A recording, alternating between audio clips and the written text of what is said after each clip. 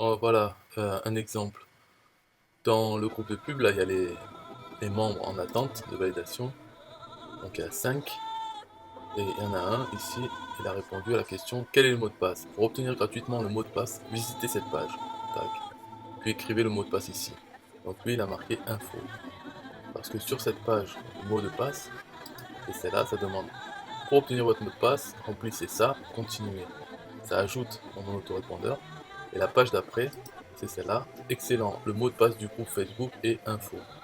Ensuite, il y a d'autres choses sur cette page qui permettent de partager la page de capture et de rejoindre le groupe. Voilà. Donc, ça marche pour lui. On voit qu'il a fait de suite, puisqu'il a demandé il y a 2 heures. Les autres, il y a 1 heure, il y a 11 heures, ils n'ont pas répondu à la question.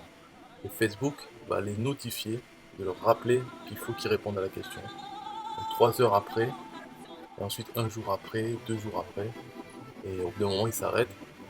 Mais voilà, on peut laisser en attente pendant un jour ou deux ceux qui ne répondent pas, comme ça les relance et ça les incite à aller voir cette page mot de passe, la page de capture pour le mot de passe.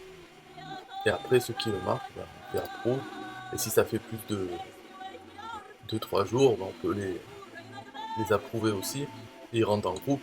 Après dans le groupe, il y a un message épinglé en annonce qui dit encore de retourner, cette fois-ci sur une autre page de capture, mais qui est la même.